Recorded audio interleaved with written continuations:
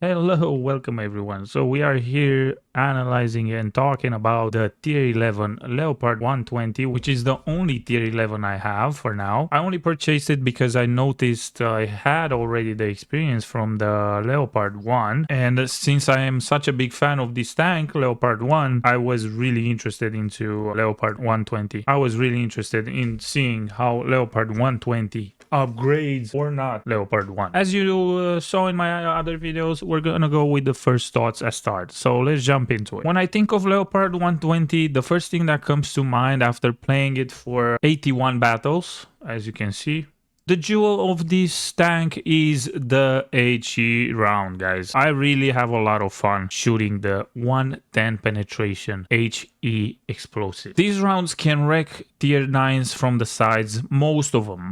Most mediums, most light tanks will get really slammed by this round. It is incredibly powerful, and as you can see, I bring 13 with me. I used to have 15 of them, but now I use 13 of them. I rarely have time to finish shooting all these rounds. There's not many battles that last long. As you know, the meta is super fast now, but definitely love the HE and is the first shining thing about this tank. Another thing that I instantly think about when analyzing Leopard 120 is the fast speed. It's really fast. It's fast turning. It's super well traverse speed, super good reverse speed. It's very mobile. I did not know it's so mobile. We will go through the stats. It is special. It is faster than Leopard 1. It feels good right from the batch. I put a turbo on it. We will talk about the setup in detail, but it just feels incredibly smooth and fast. It has some weird stuff. There is one thing weird about it. I think Orzenel also noticed. Basically, you jump a lot with this tank. It just starts floating midair. Like, it doesn't have gravity, man. It's just weird. I broke my tracks a few times. Also, I'm a bad driver.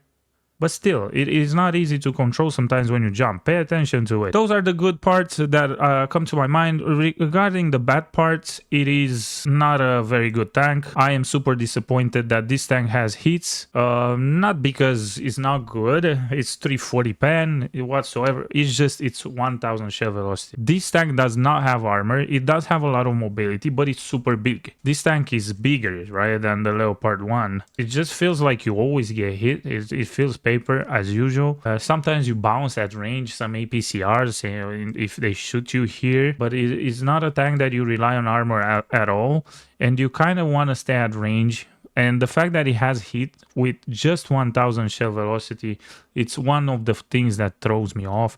The APCR is decent, obviously. 289 is great, and it's normal round, but it's a tier 11. Imagine what they will still add in the future. I don't think this tank will be top ever. It's not good, it's not bad. Obviously, any good player can make it work, but they can make work even the KV2. So it definitely gets better once you will get the upgrades. I didn't get them all yet, but the ability is just underwhelming. It's basically, without this stuff you upgrade, it basically feels like a tier 9 tank. Once you upgrade this, it does start to feel good. If you're starting this tech tree from scratch just to get the Leopard 120, forget about it. It's not worth it. Not for now. Leopard 1 is still king in my opinion because it's a sniper. It needs the long range. The mobility is an upgrade. The hit is an upgrade if you go close. But if you get close, you get slapped. So it's definitely a tank that is hard to play. If we jump into the stats of the tank, you can see by default the gun loading is 9.3 seconds. The alpha damage is nice, but trust me, it's so unreliable. You have 440. It doesn't even feel that much higher alpha compared to Leo 1. Most shots are 410, 450, 460. Sometimes with the HE, I did hit 640, 630. It was super nuts. That's really fun, but it's situational. But that is the power of this tank. I think the fact that it has those HEs did not make me regret it. So you can see here 550 for HE with 100 pen that gets buffed to 110 plus the 2% from the skill. So you get 114, I don't know, whatever you can calculate, but you get more than 110, 112, 114, something like that. You have average penetration 335. It can get to 340 or 345. The dispersion is 0.34, which is not excellent. It could have been better since your hits are so slow. If this was a bit smaller, it would be okay-ish, but you have 0.34. Aiming time is okay. Aiming time is decent. I'm using vents just to increase these two stats, obviously, in the DPM. I really like the vents on this tank. It helps with these gun stats. As far as firepower goes, you can fight any tanks. You have the hits for closer range and the APCR, which can get up to 289 average pen, and it's great for sniping. Obviously, tier 10s, tier 9 will get smacked by this, and yeah, it's a decent normal round overall, right? The velocity of this is 1500. You can also see here its ability. So basically the ability is if you stand still or you travel under a certain speed, so if you go slowly, for example, if you press auto engine running Q, if you press Q usually by default, and it goes at a first level of speed, or you just press W a bit, and so on, it basically increases your accuracy for your next shot. You can notice once you have this upgraded. I think I did not upgrade the ability yet. I cared more about the other upgrades. Definitely you want to take your shots. You don't want to, hey, I will not take my shot because I don't have this full. Do not worry about it. If it happens to have it full, obviously get it done. Or if you have the time for it, get it done. But do not waste shots or don't take shots because of this ability. That's why it's a bit underwhelming, because I feel like an ability like Hacker should have been on this tank. The dispersion 0, when he presses it, he gets also turbo boost, and meanwhile you're sitting there, oh shit, wait, I need to move out, oh shit, I need to move back in, oh shit, it's not full, I'm not gonna shoot. No, you will take your shot. I do not want to rely on this ability to sit still and take my shot. Okay, to showcase how the ability works, you have a video directly in game, which you can see when you click about vehicle, and you can notice here, if you are slow, right, and you are under the kilometers per hour, so you're not fast, it's 14, 15 kilometers per hour, this thing next to your crosshair grows. By the way, notice that the crosshair looks different also, and the circle just shrinks. But you can see also these signs here that it's full, borders shrinking, or it's an overlay basically. The idea is that after each shot, this starts growing instantly. But if you are too fast, you're over the threshold, the minimum threshold, your ability will not start going up. Once this is filled up, you see those signs, and you can take your shot. As far as mobility goes, you can see the traverse speed of the turret is great. You can turn your turret pretty fast, it's really good. The engine, you have 900 horsepower. It can go up to 70 kilometers per hour. Obviously, I have the turbocharger, so that's a bit less, 65. It's super fast. It does actually make me happy. It's really fast. The first time I played it, I was really skeptical because I knew the gun is not what I wanted. I knew the armor is not there. I knew the size of the vehicle is not there what it should be. When I started moving, I actually started being less hard on this tank. There is this awkward thing about this tank where you jump a lot, and obviously when you jump a lot where you don't expect it, so it will take just some getting used to it, but once you get used to it, you will be fine. However, the first 20-30 matches when you play this, if you turn when you jump, you will find yourself tracked by yourself. I'm not the greatest driver, but I tracked myself a few times with this tank, and I did not find this normal. And it was funny when I heard Orzonel say the same thing about this tank, without even asking. I didn't even ask. He said, what is this tank jumping? And it was funny because it was the same thing I was saying. But yeah, it's very mobility top, very good, very good. One of the best mobility I've had, and you don't have any sort of compromises like the CS63 has, where you have the turbo and so on.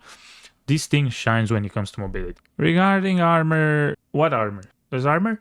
No, there's no armor. Let's go next. Regarding survivability, you have upgrades, obviously. You have 1900 by default, right? Yeah, 1900 hit points. You have no armor. The tank is big. They gave him mobility, I think, because they knew it was bigger than a Leopard 1. The Leopard 1 is smaller. It's harder to hit, right? You come out, you shoot, you have these angled, a bit like circular shapes, while this thing is a bit bigger, right? So level 1 would come out, take a shot, and it would be hard to hit it because it's smaller and more like pointy and so on, circular. Many times you have difficulty to hit it on the side. For example, if it's retreating under a rock. So if the rock is here, and the tank comes out like this, The level 1 is harder to hit. While this thing is taller, it's like this, and you have higher chance to get hit. What they did, they gave him mobility in order to take the shot and move back.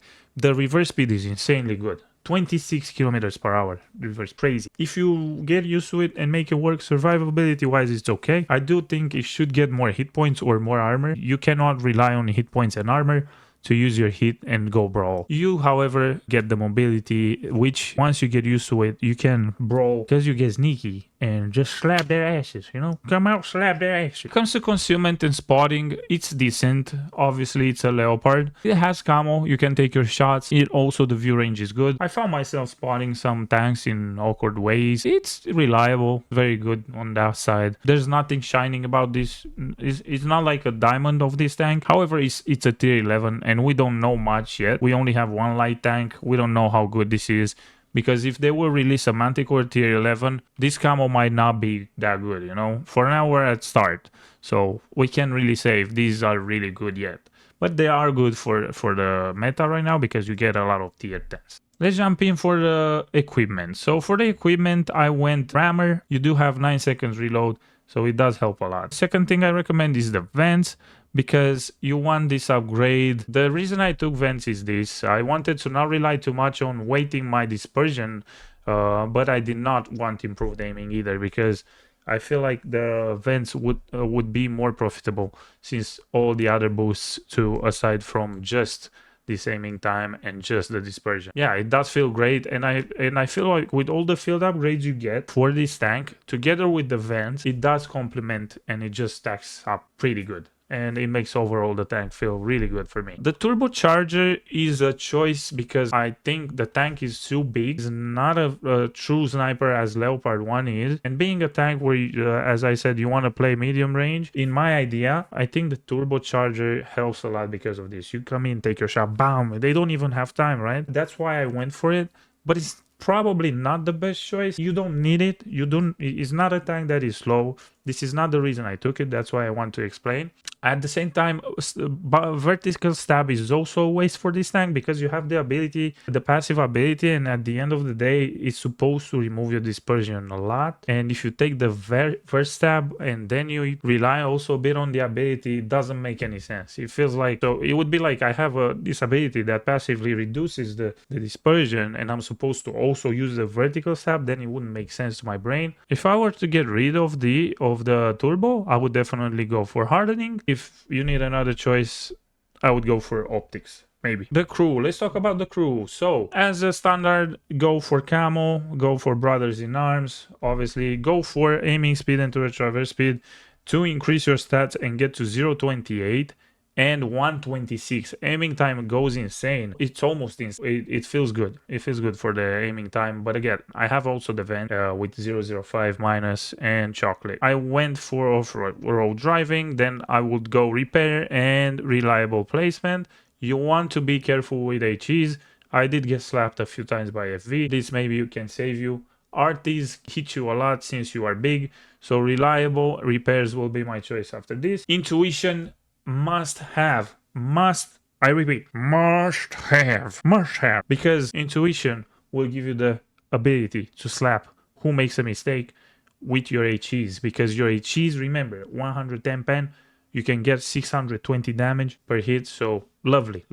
As usual, I recommend you for the commander to have firefighting, always, every tank, standard here. For quick aiming, I wouldn't worry to get this concentration. I think this skill would be kind of useless on this tank because you're supposed to be a stationary vehicle. If you're doing that, your ability is growing after each shot. So you are reducing by default dispersion, and standing still does that. So this skill is useless. Do not take it on this tank. It's useless. Use it for something else. Repairs that even armor is good. Here comes the newer part of the tier 11s. The upgrades, obviously you can go any order, it doesn't matter, you will get them all, unlike the field upgrades where you have to choose what penalty you get. I went this way. I first went aiming circle, then I went dispersion, and then I went down because I wanted the dispersion, but my main goal was this, shell damage to enemy modules, and this. aiming circle size to make it better with the hits at range, because if you reduce the circle, at least the hit will hit where you aim instead of also suffer because of the aiming circle. Then I did not get this. I went back up. I took this one, right? And then I kept going here. I got this one, really good. Standard shell velocity, really good. I took this just to boost it, but I regretted doing this. However, I wanted also this part. This is also great. 5mm standard shell pen, 2 degrees to traverse speed or gun traverse speed for vehicles with stationary. You don't really need this much, but this is what I got with the last upgrade, I think. Ammo capacity is great to get more HE with you. This is great also. Aiming speed 0-1. Very good. Special shell penetration, non-HE shell damage plus 10. So this increases your alpha. This is really good, and it's the one I'm going to get. But first I wanted this 10 HE shell penetration, and this is what I was saying earlier. This one gives you 10 more shell penetration for HE, which from 100 you get to 110, and even some heavies on the side have less than 110. So like tier 9 heavies can get slapped with 110 on the side. It's really good. It's a big difference. It doesn't sound like it, but it's a big difference. When it comes to the upgrades here, these are standard. You can see it looks pretty badass with this on. Here we are on the screen with the ammo types and what we have for the Leopard 120. Already discussed earlier, but let's go more into detail. 440, 284, 440, 335 for the hit, the gold round. For the gold round, it costs what? 5.6k, and HEs are the golden part of this tank. Love this, man. As you can see, 550 alpha. I did hit a few times. I even hit 660 or something, 640. I don't remember. When I saw that, I was like, whoa, bro, you hit like a BZ. That's insane. So yeah, nothing much more to say about the ammo. I explained earlier how to play with this tank, but I will repeat if you skip through the video. This APCR is okay to snipe, but the fact that you are called a sniper, tier 11, and you have hit 1000 forces you to be a bit more hybrid. Do not take too much range because these are slow. So the tank, you will either bounce because you're trying to aim for lower plate or somewhere where it's flat, and the tank will just start spinning or start moving, and you will have a high chance to ricochet these. If you use this round, make sure you are playing a more hybrid role. If you are a player that knows how to make it work, definitely this is a great round. It is a great round, obviously, because it's still hit with 340, but it's tougher to use since you have to go in front with low armor, low HP. In conclusion about this tank, I think it's underwhelming. If I think about other tanks that have been added for tier 11, I would have not went for this tank. I would have had T803, Tashkent Shikalake, a Hacker, even Shakal, KR1. There's so many more choices before this. I only took it because I had the Leopard 1 stacked experience already. If you already have the experience, go for it. It's a fun tank regardless. It's a tier 11 and you'll smack. If you get tier 9s, you'll smack everyone. Have fun with the HEs. Try to take it easy. Don't expect too much from it. Don't expect to go in and just be the king of mediums. You are not. Just, it's gonna piss you off. You'll get some RNG. You'll get HE'd a lot because you get penned easily. I rarely bounce with it. I don't really recommend you if you are new to the game, definitely. If you just took the new account and you're thinking, oh, Leopard 1 looks nice, I want 120. Do not, because it's underwhelming. Leopard 1, in my opinion, is better because this thing is supposed to face tier 11s alone someday. And I do think that we will have tier 12, 13, and so on. So I think this tank will be underwhelming. It just feels like a tier 9 until you upgrade it fully. Mobility and HE makes it fun to play for me. Other than that, it's frustrating. And yeah, be ready to get slapped. Get your fun with HEs. Go get that 600 alpha. And that's it. Thank you guys for watching. I hope you enjoyed this review. I noticed you guys are watching the videos. If you like them, comment, subscribe. Let me know what you think. And also let me know what tanks you would like to watch next. It's up to you. It's up to your feedback to understand if my videos are going somewhere or someone appreciates them. Thank you guys. I'll see you next one.